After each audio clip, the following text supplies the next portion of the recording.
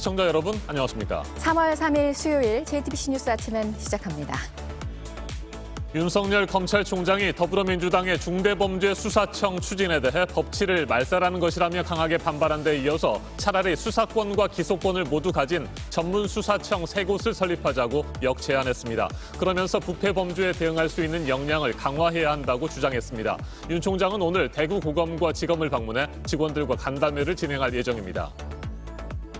김학의 전 차관에 대한 출국 금지가 적법했는지 수사하고 있는 검찰이 불법 출금 조치가 이루어지는 데 관여한 혐의를 받고 있는 의혹의 핵심 인물 차규근 법무부 출입국 본부장에 대해 구속영장을 청구했습니다. 이 사건에 대해 공수처장이 공수처로 넘기는 게 맞다는 입장을 내면서 공수처 1호 사건이 될 가능성도 있습니다. 경기도 동두천에서 외국인 노동자 96명을 포함해 이틀 동안 모두 105명이 코로나19 확진 판정을 받았습니다. 수도권 곳곳으로 출퇴근하는 외국인 노동자들이 많아서 지역사회 추가 감염이 우려되고 있습니다. 오늘 0시 기준 국내 신규 확진자 수는 나흘 만에 다시 400명을 넘어섰습니다. 신도시 사업을 집행하는 LH의 직원 10여 명이 신도시로 지정된 지역에 100억 원어치의 땅을 가진 것으로 드러나면서 파장이 커지고 있습니다. 내부 정보를 이용한 투기인지에 대해 국토부가 조사할 예정인데 시민단체들은 수사기관이 나서서 3기 신도시 전체를 대상으로 조사를 해야 한다고 목소리를 높이고 있습니다. 북한이 핵무기 보관 장소로 보이는 시설 입구에 은폐용으로 추정되는 구조물을 세웠다고 미국 CNN 방송이 보도했습니다. 북한의 관심 끌기용이라는 분석이 나왔는데 CNN은 바이든 행정부가 앞으로 몇 주 안에 새로운 대북 정책을 발표할 것으로 예상했습니다. 미국과 멕시코 국경 인근에서 10여 명이 목숨을 잃은 대형 교통사고가 났습니다. 20명이 넘는 사람들이 탑승한 SUV 차량이 트럭과 충돌했는데 왜 이렇게 많은 사람들이 타고 있었는지를 포함해서 현지 경찰이 조사를 벌이고 있습니다.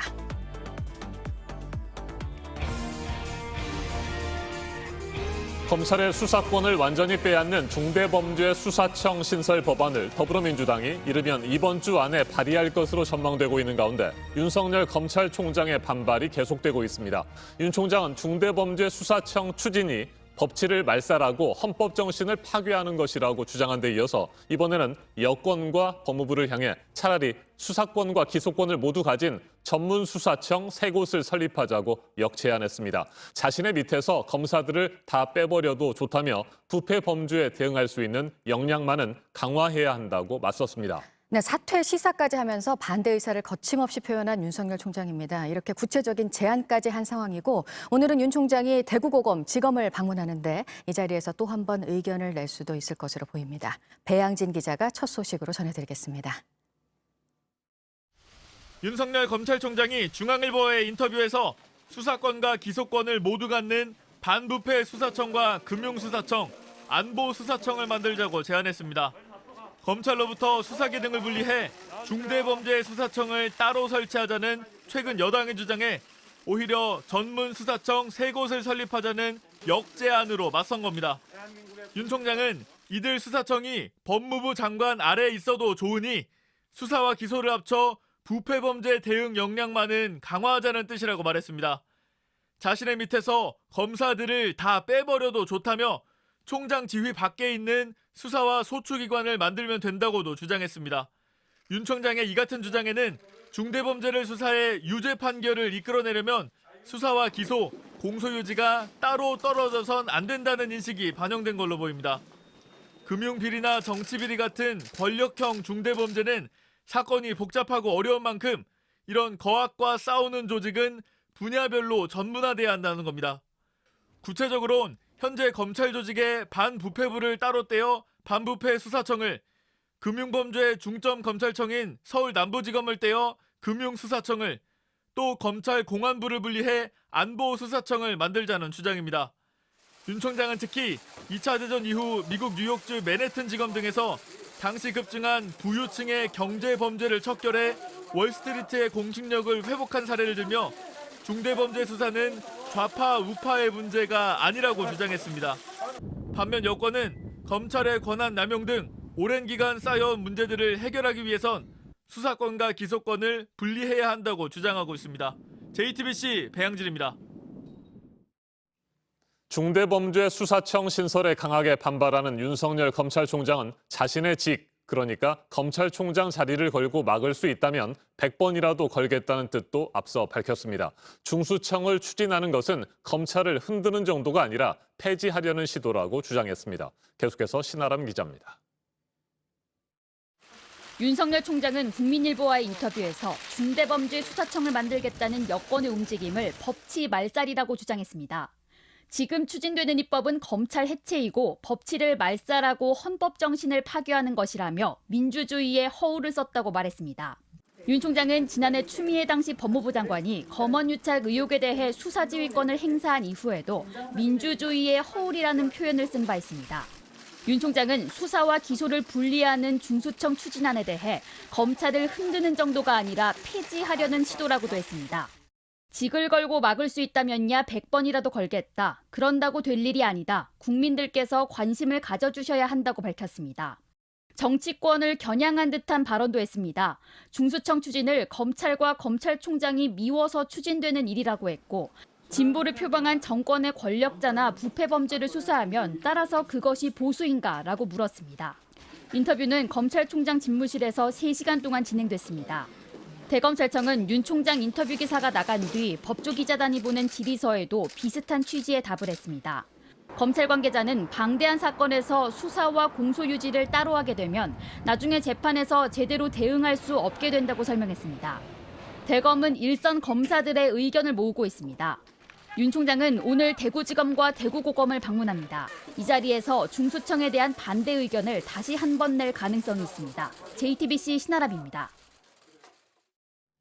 청와대는 검찰과 윤석열 총장을 향해 절차에 따라 차분하게 의견을 개진해달라는 입장을 밝혔습니다. 국회 입법 과정에서 공식적으로 문제를 제기하면 되지 왜 언론 인터뷰부터 먼저 했느냐는 지적입니다. 박범계 법무부 장관은 검찰 구성원들의 의견을 듣겠다고 말했습니다. 심수미 기자입니다. 청와대는 중대범죄수사청 관련 국회 논의가 아직 진행 중이란 점을 강조했습니다. 국회가 관련해서 국민의 의견을 두루 들을 것이라면서 검찰도 정해진 절차에 따라 차분히 의견을 개진해야 한다고 한 겁니다. 여당이 아직 당론 법안을 내놓은 것도 아닌데 왜 언론에 대고 반대 의사를 밝혔느냐는 우회적 비판입니다. 지난달 대통령이 검찰개혁의 속도 조절을 당부했는지를 놓고 여당과 청와대가 갈등을 드러냈습니다. 박범계 장관 그 임명장 받으러 온 날 대통령께서 속도 조절 당부를 했죠. 실장님? 네. 대통령께서 속도 조절하라 이렇게 말씀하신 건 아니잖아요. 결국 당부는 없었다란 쪽으로 수습했지만 이후로도 청와대는 물밑 조율을 해온 걸로 알려졌습니다. 일단 1차로 검경 수사권 조정 상황을 지켜보면서 다음 단계를 모색하는 방향으로 여당 내 강경파를 설득해온 겁니다. 이런 만큼 청와대 내부에는 윤 총장의 인터뷰가 너무 성급했다는 불만도 있습니다. 하지만 여당이 윤 총장에 대한 반감만으로 수사청 설치에 속도를 내기도 어려울 거란 분석도 나옵니다. 윤 총장이 저지를 공개 선언한 가운데 법안 발의를 강행할 경우 전면전이 될 수 있어서입니다. 민주당 지도부 주변에서도 수사청 설치 후퇴는 아니지만 법안 발의 전 의견을 좀 더 듣겠다는 기류가 형성되고 있습니다. 박범계 법무장관도 비슷한 목소리를 냈습니다. 총장님하고도 이제 자주 소통하시겠다고 하셨는데 저는 언제나 열려 있습니다. 제가 검찰 구성원들의 걱정에 대해서 잘 알고 있고 이해하고 있다. 또 의견 수렴을 틈나는 대로 하고 있다라는. JTBC 심수혜입니다. 중대범죄수사청 신설 문제를 놓고 민주당과 검찰, 법무부와 검찰의 갈등이 증폭되고 있는 가운데 수원지검이 김학의 전 법무부 차관 불법 출국 금지 사건 관계자에 대해 전격적으로 구속영장을 청구했습니다. 김 전 차관의 출국 정보 조회를 지시하고 긴급 출국 금지를 승인한 책임자로 지목된 차규근 법무부 출입국 외국인 정책 본부장에 대해 직권남용 권리행사 방해와 허위 공문서 작성, 직무 유기 등의 혐의를 적용했습니다.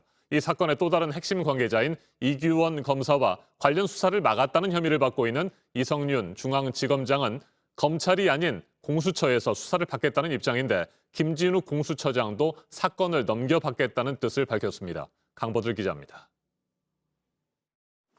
차규근 법무부 출입국 외국인 정책본부장은 2019년 3월 김학의 전 차관에 대한 불법 출국 금지 조치가 이루어지는 데 관여한 혐의를 받습니다. 출입국 심사과 직원들에게 김 전 차관 출국 정보 등을 조회하도록 해 상부에 보고하고 당시 검찰 과거사 진상조사단의 이규원 검사가 보낸 긴급 출금 요청서가 잘못된 걸 알면서도 승인했다는 겁니다. 이 사건 관련 첫 사법 처리 대상이 된 차본부장은 사전 구속영장 청구 직후 수사가 타당한지 상식선에서 판단을 받고자 한다며 검찰 수사심의위원회 소집을 신청했습니다. 그동안 차본부장은 사회적 관심이 집중된 사건 관계자의 출국 정보 조회와 보고는 통상적 업무이며 긴급 출금 요청에 대해서는 검사의 판단을 믿었을 뿐이란 입장을 유지해왔습니다.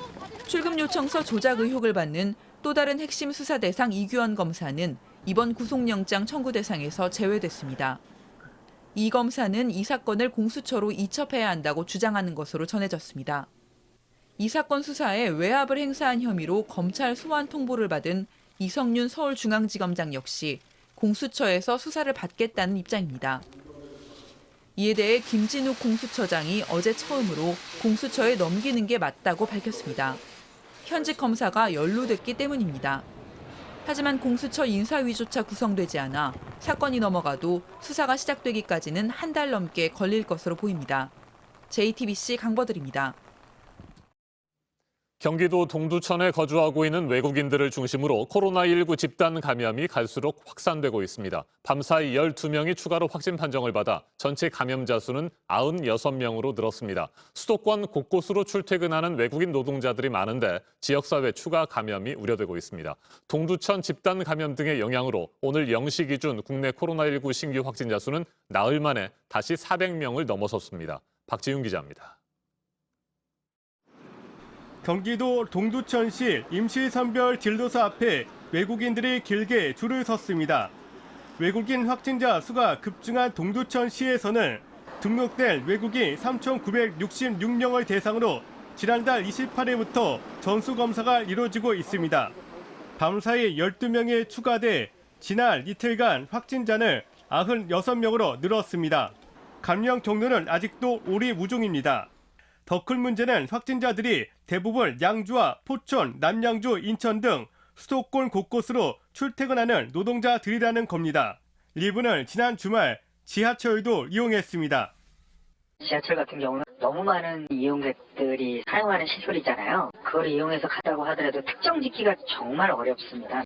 동두천시는 지난 이틀 동안 지역 거주 외국인과 내국인을 합해서 105명이 코로나19 확진 판정을 받았다고 밝혔습니다.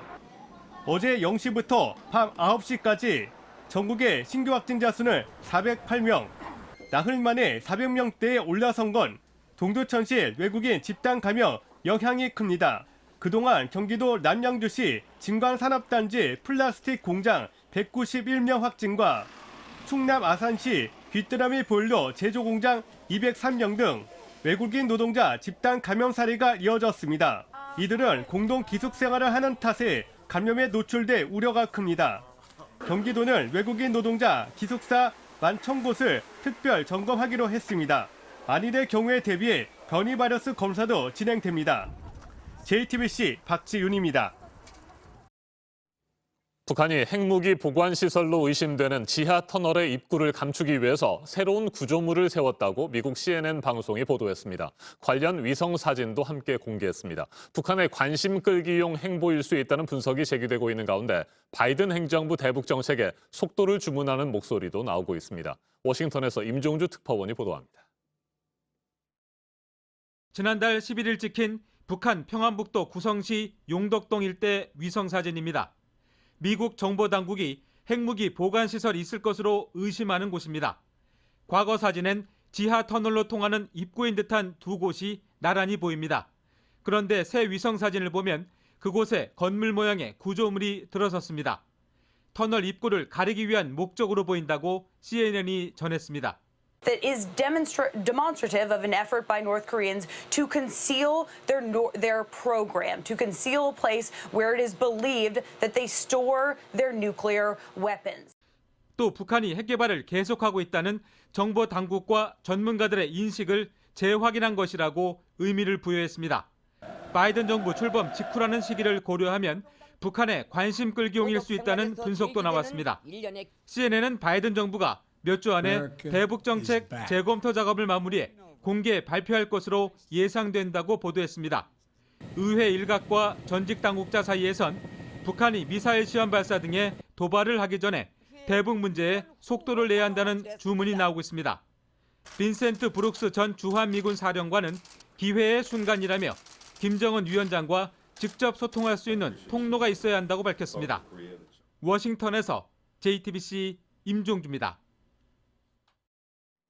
네, 나라 밖 소식들 좀 더 보겠습니다. 멕시코 국경과 가까운 미국의 농촌지대에서 10여 명이 사망한 대형 교통사고가 났는데요. SUV가 트럭과 충돌하면서인데 이 SUV에 20명이 넘는 사람들이 타고 있었습니다. 홍희정 특파원이 전합니다. 대형 트럭과 충돌한 빨간색 SUV 한 대가 처참하게 찌그러져 있습니다. 앞 유리창은 산산조각 났습니다. 미국 캘리포니아주 멕시코 국경 인근에서 사고가 난 건 현지 시간 2일 오전 6시쯤. 대형 SUV가 자갈을 가득 실은 트랙터 트레일러와 충돌했습니다. 현지 병원에서는 SUV에 모두 27명이 타고 있었고 이 가운데 15명이 사망했다고 밝혔습니다. 대형 트럭에는 운전자만 탑승하고 있었습니다. 14 were dead on the scene. 3 of them were flown out from the scene. 7 patients transported to El Centro Regional Medical Center, where unfortunately one of those has died since arrival. 부상을 입은 10여 명은 현재 인근 병원들로 옮겨져 치료 중에 있으며 이 중 3명은 중태인 것으로 알려졌습니다. Transferred out, those were the most critically ill, ranging from fractures to head injuries, life-threatening head injuries, chest injuries. 하지만 현지 경찰이 파악한 사상자 숫자는 조금 다릅니다. 경찰은 SUV 차량에 25명이 타고 있었고 이 가운데 운전자를 포함해 12명이 사망했다고 밝혔습니다. 탑승자들은 20세에서 55세라고 전했습니다. 20명이 넘는 인원이 어떻게 SUV 차량 한 대에 타고 있었는지는 아직까지 알려지지 않았습니다. 사고 지역 세관 국경보호국은 SUV에 탑승한 사람들의 출입국 기록을 조사 중입니다. 로스앤젤레스에서 JTBC 홍희정입니다. 중국이 최근 대만에 대한 경제적, 군사적 압박을 하고 있는데 대만 민진당을 중심으로 추진되고 있는 개헌 때문입니다. 이 개헌의 취지는 대만의 독립인데 중국이 경고한 내용의 수위가 높습니다. 베이징 박성훈 특파원입니다. 대만 입법회가 독립을 골자로 한 개헌 논의로 달아오르고 있습니다. 차이잉원 총통은 지난해 당선 직후 헌법 개정을 약속한 바 있습니다. 여당인 민진당 차이위 의원은 헌법 전문에서 통일이란 문구를 삭제해야 한다는 개헌안을 냈습니다. 더 이상 중국과의 통일을 전제로 삼아선 안 된다는 주장입니다. 不应该是局限说叫做国家统一前嘛，把它叫做国家发展前之需要。那国家发展呢，它就充满着各种可能性了嘛。 민진당 천팅페이 의원은 중국 본토를 포괄하는 고유의 영토 조문의 삭제안을 냈습니다. 실제 통치할 수 있는 범위로 영토의 정의를 바꿔야 한다는 건데 역시 대만 독립이 취지입니다. 여기에 의원 4분의 3이 참여해야 하는 개헌 문턱을 낮추자는 안도 발의됐습니다. 이 같은 움직임에 중국이 발끈하고 나섰습니다. 당 기관지 인민정연망은 대만 개헌은 무력 통일 가능성을 높이고 있다며 실질적인 발을 내딛는 순간 본토의 통일 작업이 시작될 것이라고 엄포를 놨습니다. 我们将采取一切必要措施，坚决予以反制。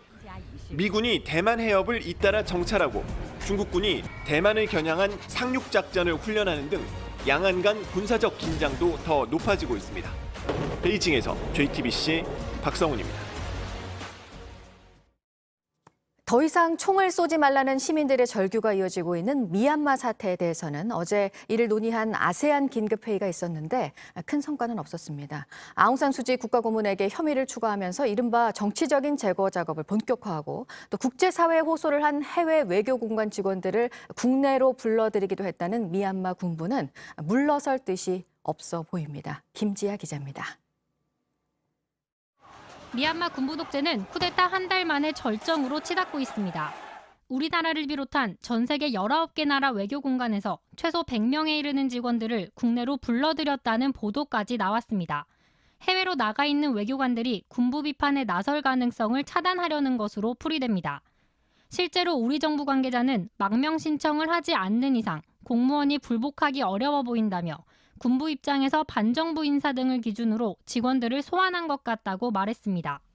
앞서 지난달 26일 열린 유엔 총회에선 초모툰 미얀마 대사는 군부 억압을 호소하며 국제사회의 적극적인 개입을 촉구했습니다. We need further strongest possible action from the international community to immediately end the military coup, to stop oppressing the innocent people. 미얀마 군부는 이 대사에게 권한 남용 등의 책임을 물어 즉각 파면했습니다. 쿠데타 직후부터 가택연금에 처한 아웅산 수지 국가고문은 사실상 기약 없이 감금될 신세가 됐습니다.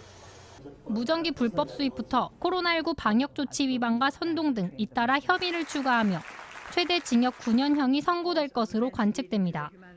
군부가 수지 고문의 돈 세탁 의혹도 조사 중이어서 혐의는 더 늘어날 것으로 보입니다. 동남아시아 국가연합 아세안은 우리 시간으로 어제 오후 긴급 외무장관 회의를 열고 미얀마 사태에 대해 논의했습니다. 이런 가운데 어제도 미얀마 군경은 시위대를 향해 실탄을 발사했고 최소 3명이 중상을 입은 것으로 전해졌습니다. JTBC 김지아입니다. 기숙학교의 학생들을 각종 무장단체들이 납치하는 일이 잇따라 일어나고 있는 아프리카 나이지리아에서 지난달 말에 납치됐던 학생들이 모두 풀려났다는 소식이 전해졌고요. 풀려난 학생들이 당시 상황에 대해서 얘기를 했습니다. 보도국 연결해서 알아보도록 하겠습니다. 이재승 기자, 납치범들에게 위협을 당했다는 거죠? 네, 그렇습니다. 나이지리아 북서부의 한 학교 기숙사에서 여학생들이 납치된 것은 지난 26일 새벽입니다. 이후에 납치된 279명의 학생들은 현지 시간 2일에 모두 풀려나 가족과 재회했습니다. 당초 300여 명이 납치된 것으로 알려졌지만 소재가 파악되지 않던 학생 일부는 괴한들이 습격할 당시에 숲을 속에 몸을 숨겼다가 돌아온 것으로 보입니다. 납치됐다가 풀려난 여학생이 전하는 당시 상황을 들어보시죠. mun jijji mu a kafa mun ce musu mun ji ciwo suka ce duk wanda ba za ta iya tafiya ba harbin ta za su yi shine nan muka ci gaba da tafiya har mun ƙara nisa mu shiga can cikin wani daji mu haye wani rafi su samu wani kalugonan suka sassaka mu a gurin anan muka 네, 학생들이 풀려난 과정에서 무장범죄 조직원이었다가 나중에 죄를 뉘우친 이들을 통해서 이 주 정부가 협상을 벌인 것으로 전해졌습니다. 다만 주 정부는 이 과정에서 보상금을 지급한 적은 없다고 주장하고 있습니다. 최근 나이지리아에서는 학생 집단 납치 사건이 연이어 터지면서 이 국민의 분노가 커지고 있는데요.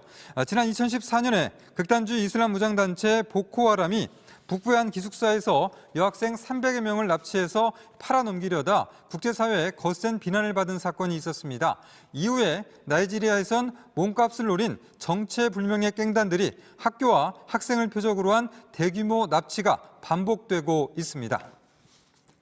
네, 그리고 일본에서는 60대 여성이 코로나 백신을 맞은 뒤에 사망을 해서 지금 조사가 이루어지고 있는데 이 백신의 부작용인지는 알 수 없다는 게 일본 보건당국의 입장이네요. 네, 일본 후생 노동성이 화이자 백신을 접종한 60대 여성이 사망했다라고 발표를 했는데요. 이 여성은 지난달 26일에 접종을 받고 사흘 만인 1일 월요일에 숨졌습니다. 숨진 여성은 기저질환이나 알레르기 질환은 없었던 것으로 알려졌습니다. 일본 보건당국은 뇌 쪽의 출혈이 사망 원인인 것으로 보인다고 밝혔습니다.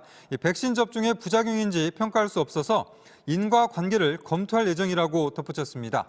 현재 일본에서는 지난달 중순부터 의료계 종사자 중 4만 명을 대상으로 화이자 백신 접종을 진행하고 있습니다. 지금까지 아침엔 지금 JTBC 이재승입니다. 이번에는 오늘 아침 체크해봐야 할 뉴스들을 분야별로 살펴보겠습니다. 먼저 정치 분야입니다. 문재인 대통령이 3.1절 기념사를 통해 일본 정부와 언제든 대화할 수 있다는 메시지를 보낸 데 이어 우리 외교부도 한일 양국 간 소통이 필요하다고 강조했습니다. 외교부는 우리 정부는 언제든지 일본 정부와 대화를 나눌 준비가 돼 있다며 한일 간의 정상적인 외교적 소통은 이제 일본의 몫이라고 밝혔습니다.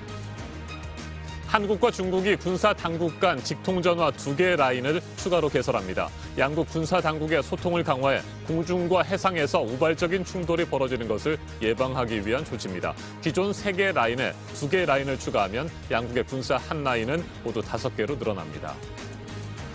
서울시장 보궐선거에 출마한 김진애 열린민주당 후보가 국회의원직 사퇴를 선언했습니다. 민주당과의 단일화 협상이 난항을 겪자 의원직을 내려놓으며 압박에 나섰다는 분석입니다. 김 후보의 사퇴로 열린민주당 비례대표 4번인 김의겸 전 청와대 대변인이 의원직을 이어받게 됐습니다. 광주은행에는 아이들 개학 시즌에 출근 시간을 늦추는 10시 출근제라는 게 있습니다. 올해로 4년째고 지난해까지는 3월 한 달만 했는데 올해부터는 4월 말까지 2달로 늘렸는데요. 100명에 가까운 직원들이 올해 혜택을 볼 것으로 보입니다. 리스타항공 노조 등의 고발로 임직원에 대한 수사를 진행하고 있는 검찰이 무소속 이상직 의원의 측근인 김유상 대표의 사무실에 대한 압수수색을 진행했는데요. 이 의원 보좌관 출신입니다. 검찰은 앞서 횡령 배임 등의 혐의로 재무 담당 간부를 구속 기소하는 등 수사에 속도를 내고 있습니다. 쌍용차 평택 공장의 생산이 어제부터 다시 시작됐는데 일부 협력사들이 부품 납품을 거부하면서 생산 라인 가동이 중단됐었습니다. 이후 해당 협력사들과 쌍용차가 협의를 하면서 쌍용차의 정상화에 뜻을 모았습니다.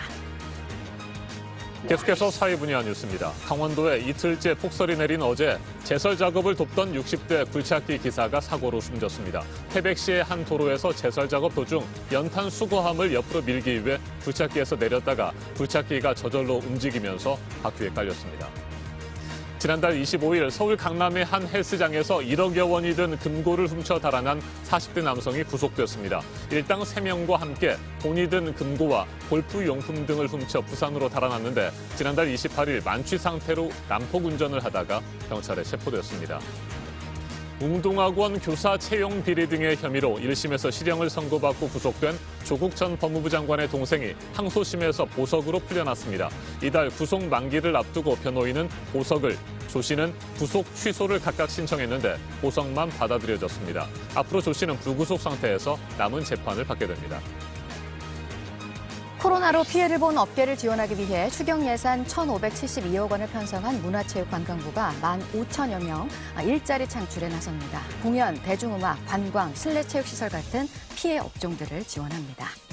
봄꽃 축제인 진해 군항제가 지난해에 이어 올해도 취소가 됐습니다. 진해 구민들에게 설문조사를 했더니 85%가 부정적이었습니다. 지난해처럼 꽃구경을 강제로 막지는 않지만 주차장 같은 편의시설은 제공하지 않을 계획입니다.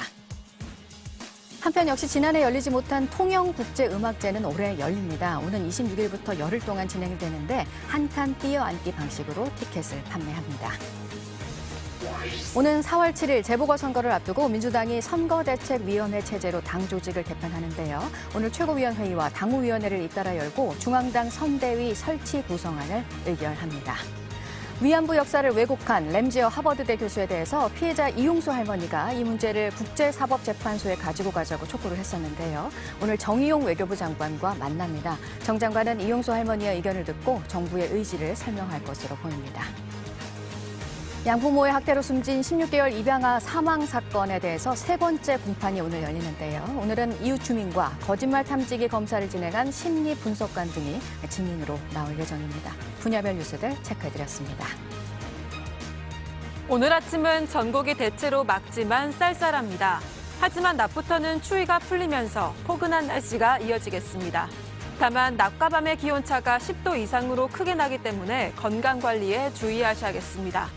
남해와 제주 부근 바다 그리고 동해에는 풍랑특보가 내려져 있습니다. 바람이 강하게 불고 물결이 최고 5m까지 높게 일겠습니다. 내일은 비 소식이 있습니다. 오전에 전남과 제주에서 비가 시작돼 차츰 남부지방으로 확대되겠습니다. 충청도와 남부지방에 5에서 40mm의 비가 오겠고 오후에 수도권 곳곳에도 빗방울이 떨어지는 곳이 있겠습니다. 현재 기온은 서울과 청주 영하 1도, 광주 0도, 대구 영하 1도로 어제보다 2도에서 6도가량 낮습니다. 낮 최고 기온은 서울 10도, 대전과 전주 12도, 부산 11도로 어제보다 2도에서 6도가량 높겠습니다.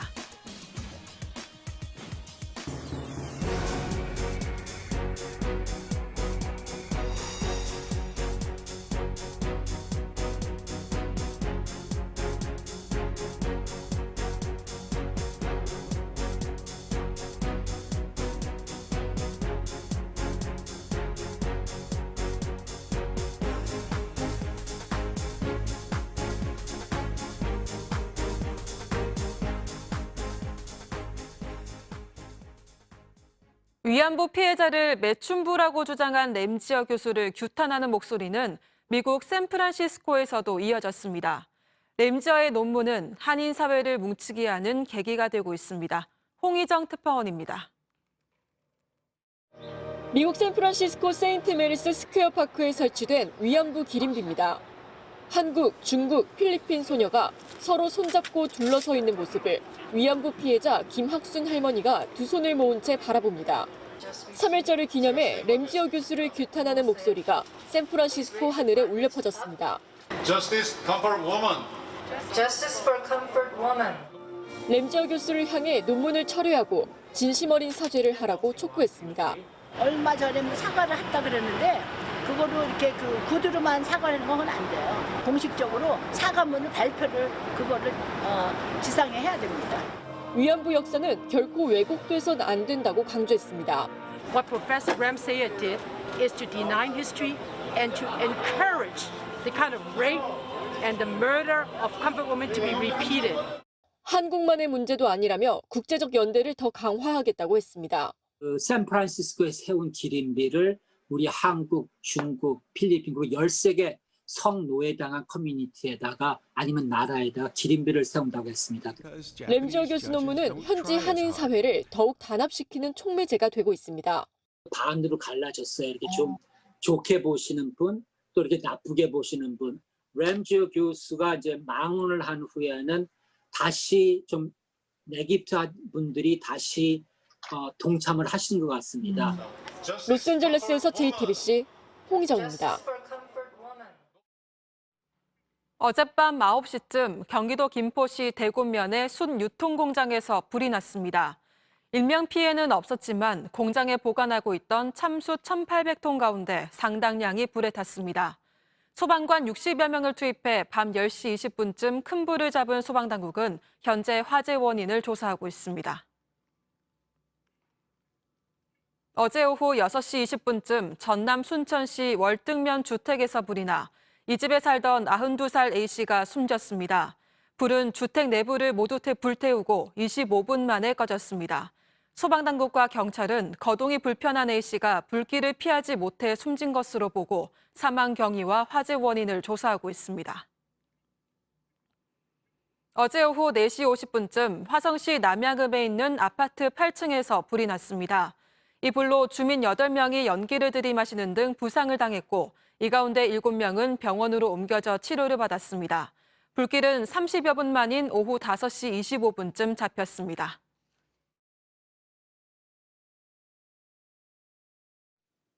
아침엔 세계 시간입니다. 니콜라 사르코지 프랑스 전 대통령이 부패 혐의로 징역형을 선고받았습니다.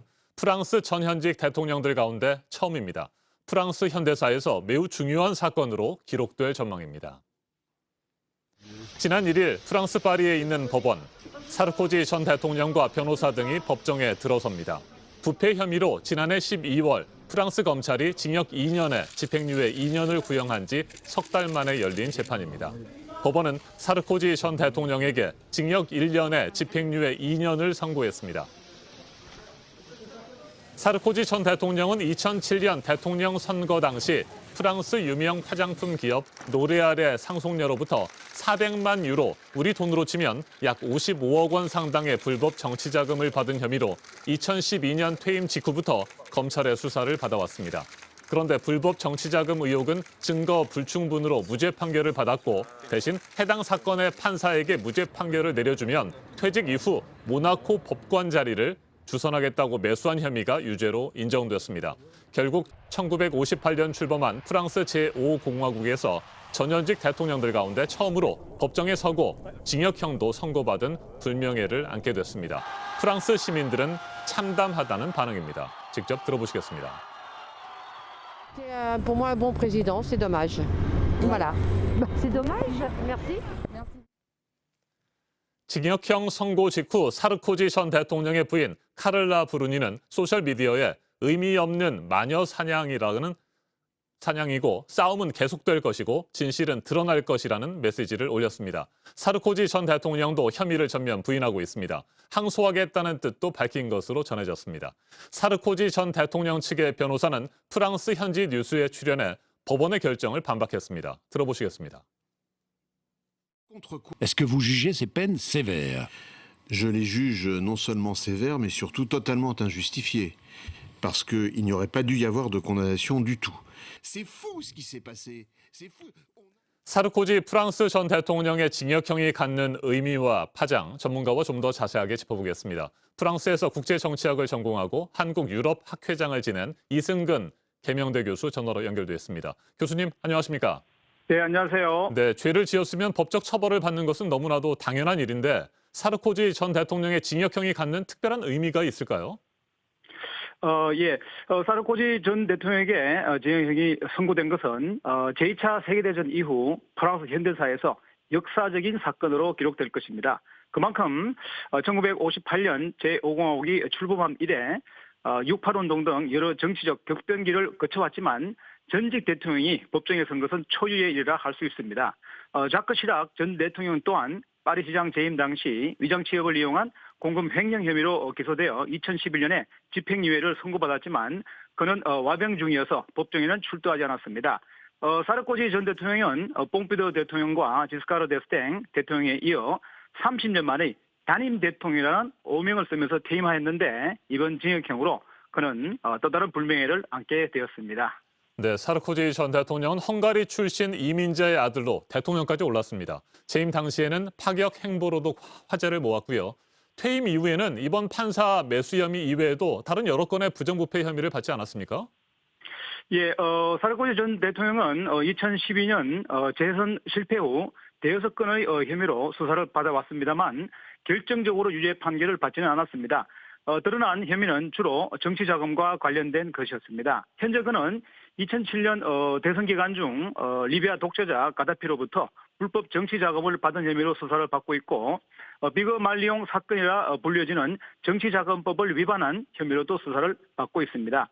본 사건은 2012년 대선 기간 중 법정 한도를 초과하여 선거자금을 사용한 것인데 올봄 판결을 앞두고 있습니다. 2013년에는 2007년 대선 당시 프랑스 로레알사의 상속녀인 베탕쿠르로부터 불법 정치자금을 수수한 혐의로 수사를 받았지만 무죄 판결을 받았습니다. 현재 정치자금 문제로 그를 둘러싼 수사가 진행되고 있음에 따라 재임 당시 보여주었던 그의 파격적인 행보가 퇴임 후에는 그에 대한 부패 혐의 수사로 이어지게 되어 계속하여 세간의 주목을 받게 될 것입니다. 자, 그리고 사르코지 전 대통령의 징역형이 주목되는 또 하나의 이유가 있습니다. 내년 프랑스 대선에 상당한 영향을 미칠 수 있기 때문인데 이건 어떻게 전망하세요? 사르코지 전 대통령이 이번 판결에 불복하여 항소는 하겠지만 유죄 판결을 받은 이상 내년 대선 출마를 노리고 있는 그로서는 정치적으로 매우 심각한 타격을 받게 되었습니다. 그는 2002년에 설립된 더골주의 중도 우파 성향의 대중운동연합을 2015년에 공화당이란 이름으로 재창당하였고 2017년 대선 앞두고 공화당 대통령 후보 경선에 나섰지만 3위에 그침으로써 정계 은퇴를 선언했습니다. 현재 마크롱 대통령을 이을 유력 후보가 중도파 내에 없는 상황에서 마크롱 대통령에게 조언을 하는 등 정치에 깊이 관여해온 사르코지 전 대통령이 정계 은퇴 후에도 여전한 대중적 지지를 기반으로 차기 대권에 도전하려는 전망이 무성했습니다. 하지만 이번 판결로 인해 그의 정계 복귀가 매우 어려워질 것으로 보일 뿐만 아니라 내년 대선을 앞두고 지지세 규합에 나서고 있는 그가 소속된 공화당에도 큰 짐으로 작용할 것으로 보입니다. 알겠습니다. 이승근 계명대 교수였습니다. 프랑스에서는 통상 2년 이상의 징역형을 선고받을 경우 실제로 구금됩니다. 그런데 법원은 사르코지 전 대통령에게 감옥에 수감되는 대신 전자발찌를 차는 조건으로 가택연금을 적용할 수 있다고 밝혔습니다. 뉴욕타임스는 사르코지 사건이 프랑스 정치권에 대한 대중의 좌절감을 불러일으켰다고 지적했습니다. 지금까지 아침 현석이었습니다.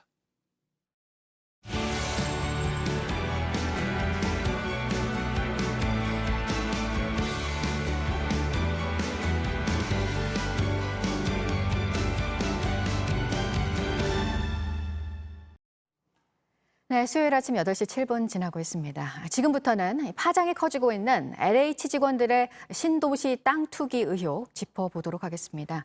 지금까지 드러난 건 10여 명이 신도시로 지정된 경기도 광명과 시흥지구에 100억 원어치의 땅을 사들였다는 건데요.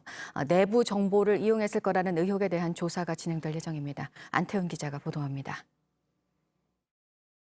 국토부와 LH공사는 시흥 신도시 사전 투기 의혹 철저히 조사하라. LH 직원들의 신도시 투기 의혹이 나온 곳은 지난달 정부가 7만 가구를 짓겠다고 발표한 경기도 광명 시흥 지구입니다. 참여연대와 민주사회를 위한 변호사 모임에 따르면 LH 직원 14명은 2018년부터 2년간 이곳의 땅을 집중적으로 사들였습니다. 본인과 배우자, 가족 명의로 산 땅이 2만 3천 제곱미터, 7천 평 정도입니다. 축구장 3개를 합친 것보다 큽니다. 해당 토지들의 실거래가의 총합은 약 100억 원에 조금 못 미치는 99억 4,512만 원으로 이 거래 금액 중 상당 부분은 대출을 통해서 조달되었습니다. 이들이 매입한 땅은 주로 농지였습니다. 참여연대와 민변은 이 직원들이 주로 보상 업무를 맡은 것으로 보고 있습니다. 신도시 개발 정보를 미리 알고 보상금을 노려 투기한 게 아닌지 조사해야 한다는 지적이 나오는 이유입니다.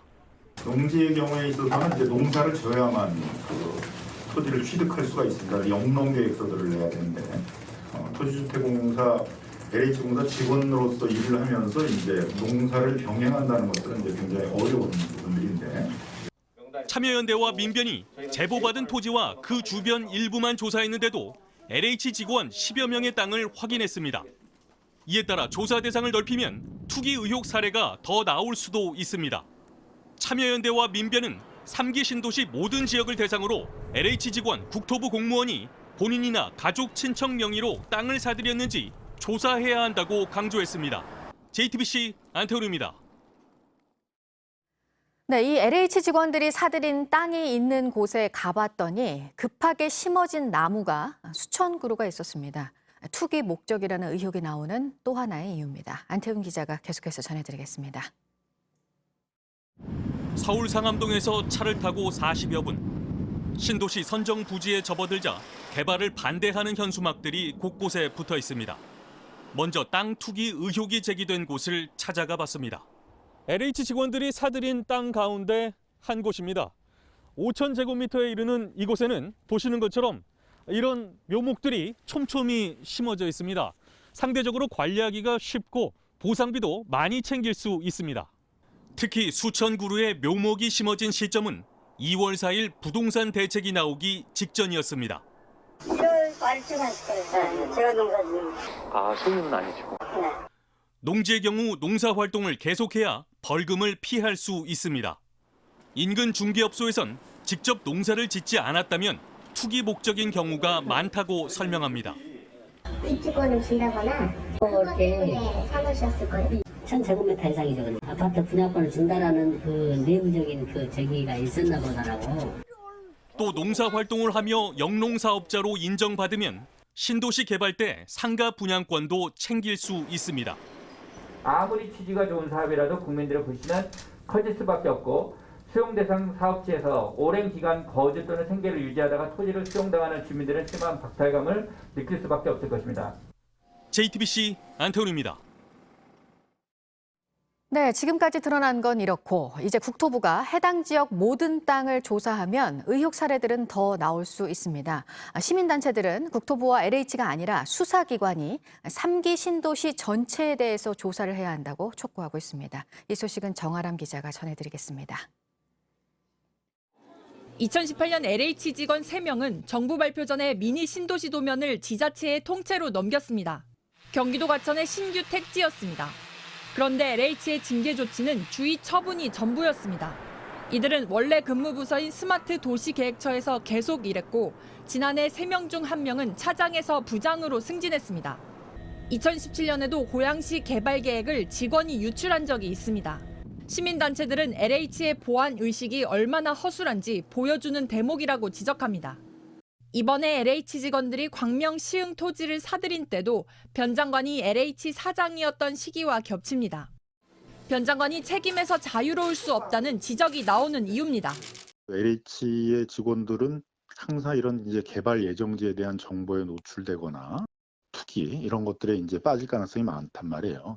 부패 방지나 그런 청렴 강화를 위한 시스템들이 잘 작동되지 않는다. LH는 이번에 땅을 산 것으로 확인된 직원 12명은 직무에서 배제했다고 밝혔습니다.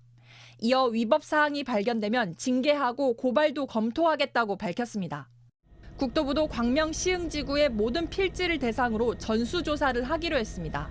LH 직원이나 가족이 산 땅이 더 있는지 보겠다는 겁니다. 하지만 시민단체들은 국토부와 LH 조사만으로는 의혹이 풀리기 어려울 거라고 봅니다. 이 때문에 수사기관이 나서 3기 신도시 전체를 대상으로 투기 의혹을 조사해야 한다는 지적이 나옵니다. JTBC 정아람입니다. 한국계 이민 가족의 미국 정착기를 그린 영화 미나리가 오늘 국내에서도 개봉됩니다. 우리 시간으로 지난 월요일 오전 아카데미 전초전으로 불리는 골든글로브 시상식에서 최우수 외국어 영화상을 받았죠. 다음 달 오스카상의 유력 후보작으로도 거론되고 있습니다. 지난해 기생충에 이어 올해는 영화 미나리가 골든글로브와 오스카상을 동시에 수상하는 쾌거를 이룰지 기대가 커지고 있습니다. 강유정 영화평론가 자리 함께했습니다. 어서 오십시오. 안녕하세요. 네, 전 세계 주목을 받고 있는 영화 미나리가 드디어 오늘 국내에서도 개봉이 됩니다. 저도 이번 주말에 볼 계획인데 평론가님께서는 미리 보셨다고요? 네, 맞습니다. 어땠습니까? 네. 워낙에 기대를 많이 하고 봤음해도 이 영화가 주는 현재의 메시지가 상당히 의미 있습니다. 하나는 지금 가족이 똘똘 뭉칠 수밖에 없는 전 세계 위기 상황에서 결국은 가족은 위기이기도 하지만 힘의 근원이다라는 메시지를 확인시켜주기도 하고요. 두 번째는 무엇보다 미국의 관점에서 보자면 다양한 인종들과 다양한 언어로 이루어진 이민자들의 국가가 미국이고 그리고 그들의 힘으로 미국의 현재가 있을 수 있다는 점에서 매우 미국적이면서 현재 굉장히 혐오 범죄라던가 세계적으로 좀 아시아인에 대한 차별이 굉장히 많아지고 있는데 그 부분에 있어도 메시지를 전달하는 여러모로 의미 있는 작품이라고 보여집니다. 네, 정의석 감독이 골든글로브 상을 받게 된 그 순간에 진심의 언어, 사랑의 언어라는 얘기를 했었잖아요. 그래서 더 따뜻한 영화로 여겨지는데 그런 느낌들을 좀 받으셨습니까? 영화를 보면 단순히 가족이 있어서 좋기만 하다가 아니라 가족이 힘들기도 하고 때로는 위로가 되기도 하지만 그럼에도 불구하고 미나리가 상징하는 것처럼 강인한 생명력을 가진 근원은 가족이 있다는 점에서 정말 따뜻한 위안을 주는 영화라고 할 수 있겠고요. 이 랭귀지란 말이 정의석 감독의 그 수상소감에 한 4번 이상 사용이 네. 됩니다. 그러니까 결국 언어 때문에 어떤 이민을 가서 어려움을 겪기도 하지만 그럼에도 불구하고 각자의 언어, 결국 마음의 언어라는 표현을 썼는데 결국 그런 부분에서 이렇게 힘을 얻을 수 있는 건 가족이 갖고 있는 그리고 가족을 통해서 얻을 수 있는 정체성의 언어다라고 말하고 있으면 굉장히 따뜻한 영화입니다. 네, 물론 시청자 여러분들께서도 직접 보셔야 되겠습니다만 영화를 관람할 때 이 부분만큼은 좀 관심 있게 좀 더 집중해서 볼 필요가 있다. 그런 부분들이 좀 있었습니까? 연기 부분을 좀 주시하셔야 되는데요. 특히 윤여정 씨의 여우 조연상 때문에 많이 주목하실 겁니다. 그러나 스티브 연이 얼마나 한국어를 잘하고 영어를 오히려 어눌하기 위해서 애를 쓰는지. 그러니까 미국 가족의 정착기이다 보니까요. 가장으로서 느끼는 불안감을 좀 주목해서 보시면 어떨까 싶고 저는 가장 안타까운 게 한예리 씨의 연기가 덜 주목을 받았다라는 겁니다. 그래서 마찬가지로 어머니로서 그리고 한 가정에서 리더로서 남편이 바깥일을 할 때 어떻게 이 집안의 안정을 유지할 것인지에 대한 한예리 씨 연기도 이제 주목하신다면 지금 거의 우리 집에서 거의 봉쇄되다시피 하는 이런 삶을 살아가고 있는데 아버지, 어머니 그리고 이 두 가족의 역할이 어떤 건지를 잘 보여줘서 그 연기에 좀 주목하시면 훨씬 더 재밌게 영화를 보실 수 있지 않을까 싶습니다. 네, 윤여정 씨 연기에 대한 호평이 이어지고 있습니다. 이제 뭐 골든글로브를 넘어서서 다음 달 오스카상 맞습니다. 시상식이 열리게 되는데 여우 조연상에 대한 기대가 큽니다. 어떻게 전망하세요? 여우 조연상은 받아야 된다라고 강하게 말하고 싶은데 왜냐하면 골든글로브에서 주요 부문에서 노미네이트가 안 돼서 외국어 작품상을 수여했음에도 불구하고 논란이 많았습니다. 그런데 윤여정 씨가 보여지고 있는 이 할머니 역할은 전 세계 어디에서도 볼 수 없는 매우 독특하고 유니크한 할머니의 모습인데 이거는 우리가 봐도 어떤 부분에서 전형성을 벗어나고 있지만 미국에서 보더라도 이런 할머니의 모습은 외국어를 쓰고 있지만 굉장히 독특하다라는 점에서 이제 주목을 받고 있고요. 어떤 점에서 우리한테는 저건 윤여정 씨 개성하고 되게 맞닿아 있는 연기인데라고 할 수 있겠지만 그런 개성적이고 특이한 면 한편으로는 그러면서 보편적인 할머니의 사랑을 보여준다는 점에서 저는 반드시 받아야 된다라고까지 말하고 싶습니다. 네, 그래서 할리우드 리포터는 비전형적인 할머니다. 기존의 할머니 상과는 크게 다르다. 이런 평가를 내렸었는데 이런 할머니의 모습들이 미국인들에게 상당히 어떤 어필을 했다고 볼까요? 그렇죠. 네. 그러니까 여기서 아이의 대사 중에 할머니는 할머니 같지 않아라는 대사가 나오기도 하고요. 다른 할머니는 쿠키도 만들어주고 음식도 해주는데 할머니 그렇지 않아라는 표현을 하거든요. 그건 우리가 생각하는 외할머니도 마찬가지입니다. 언제나 음식을 푸짐하게 해주고 희생만 하는 할머니라고 생각하는데 이 할머니 상당히 생존의 지혜를 가지고 있으면서도 아이들에게 유머러스하게 재미있게 어떤 위기를 돌파해 나간 힘을 알려주는 유머로 삶을 가르쳐주는 할머니라는 점에서 지금까지 어디서도 볼 수 없었던 어느 문화권에서도 보기 힘들었던 강인하지만 유연한 할머니의 모습을 보여주고 있기 때문에 이 부분에 아마 많은 영화 관람객 그리고 한편으로는 심사위원들을 매료시킨 게 아닌가 싶습니다. 영화의 상당 부분에서 출연자들이 영어가 아닌 우리말을 썼다는 이유 때문에 골든글로브 시상식에서는 외국어 영화상을 받았습니다. 네, 이 부분에 대한 비판이 있고요. 인종차별이라는 논란도 있는데 어떻게 생각하세요? 인종차별, 특히 아시아인에 대한 차별이라고밖에 할 수가 없는데요. 왜냐하면 미국의 그 큰 나라에서 20% 이상이 영어가 아닌 다른 용어로 언어로 살아가고 있다고 합니다. 네. 그러니까 미국인으로 살아가고 있지만 반드시 영어만 쓰는 것은 아니고요. 아까도 말씀드렸지만 이민자들의 어떤 나라 그리고 다인종 국가로서 미국인데 영어를 공용어 가장 많이 쓰고 있긴 하지만 영어를 쓰지 않으면 차별대에 마땅하다라는 걸 이번에 보여준 거예요. 게다가 이 골든글로브의 주체는 외신 기자들입니다. 훨씬 더 오피니언 리더에 가까운 기자들이 이런 편협한 기준을 썼다는 것에 대해서 뉴욕타임즈를 비롯한 수많은 미국의 또 다른 언론인들과 또 지식인들 사이에서 비판이 높아지고 있고요. 새로운 타임즈업, 그러니까 뭐 미투라던가 혹은 인종차별 문제에 대해서 얘기했던 이런 흐름들이 골든글로브를 향해서 골든글로브도 타임즈업을 해야 된다라는 목소리가 높아지고 있습니다. 네, 브래드 피트가 제작자로 나서기도 맞습니다. 해서 네. 관심을 모았습니다. 브래드 피트가 한국에 대해서 관심이 높은 것 같아요. 이 영화를 만들게 된 계기도 이제 옥자를 통해서 봉준호 감독과 가까워졌고 그 과정에서 스티브 연도 만났는데 어떻게 이 영화를 만들고 싶다 정의사 감독이 마음을 있을 때 오히려 브래드 피트가 적극적으로 내가 이 영화 만들어 보고 싶다라고 접근을 했다고 하니까요. 아마 한국 그리고 봉준호 감독, 한국의 어떤 컨텐츠 산업에 대해서 브래드 피트가 아마 지속적인 관심을 가지고 있었던 게 아닌가 싶습니다. 네, 앞에 질문을 제가 추가로 드리려고 했다가 잠깐 잊었었는데 1인치의 장벽. 골든글로브 상을 탈 때 봉준호 감독이 했던 얘기입니다. 지난해. 이 1인치 장벽, 자막에 대한 장벽을 얘기했던 건데 그런 장벽들이 지금도 여전히 미국 영화계에는 있는 것 같습니다. 너무 좀 심하다라고 할 수 네. 있는 게 이번에도 외국어 영화사로 분류했을 때 대단한 고민을 하지 않았다는 게 더 문제적인 겁니다.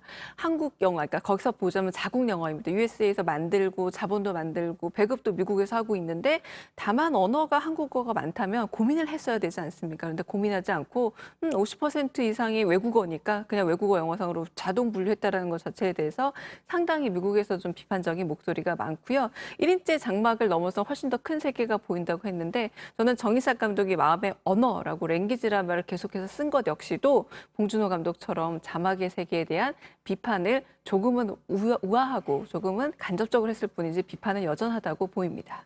자, 이제 다음 달로 예정된 오스카상이 관심이 되는 상황입니다. 기생충이 오스카상에서도 4개 부문을 석권을 했잖아요. 이번 미나리는 어떨 것으로 전망하세요?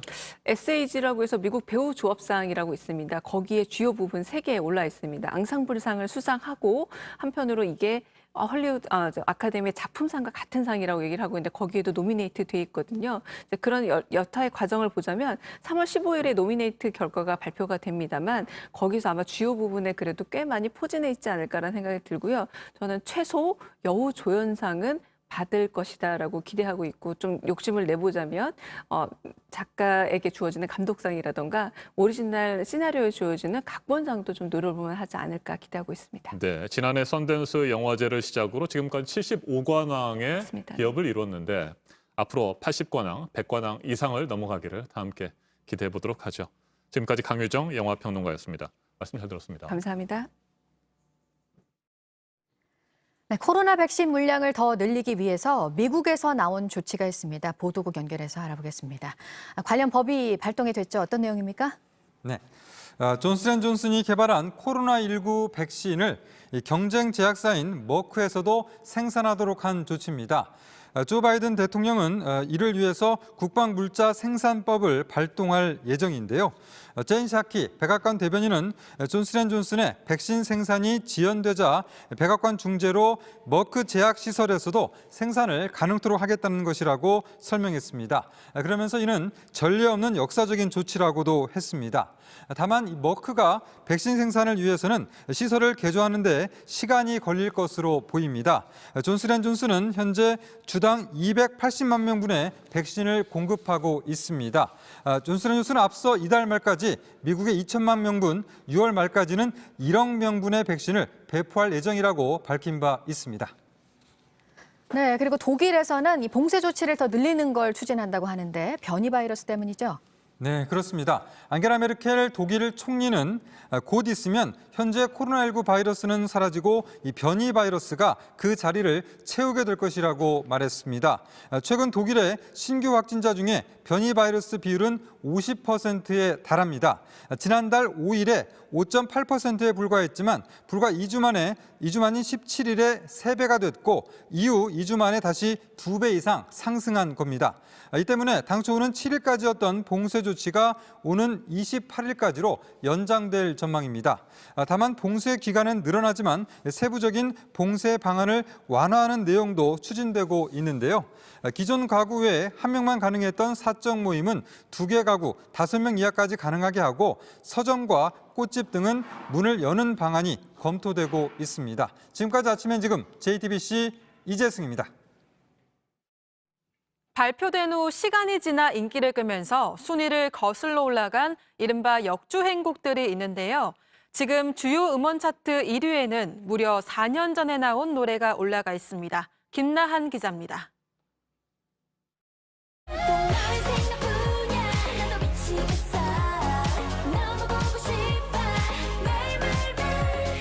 지금 음원 차트 1위 곡 브레이브걸스의 롤린입니다. 4년 전 발표했을 땐 큰 반응이 없었습니다. 그런데 군부대 무대를 편집한 영상이 올라오자 뒤늦게 폭발적인 인기를 얻은 겁니다.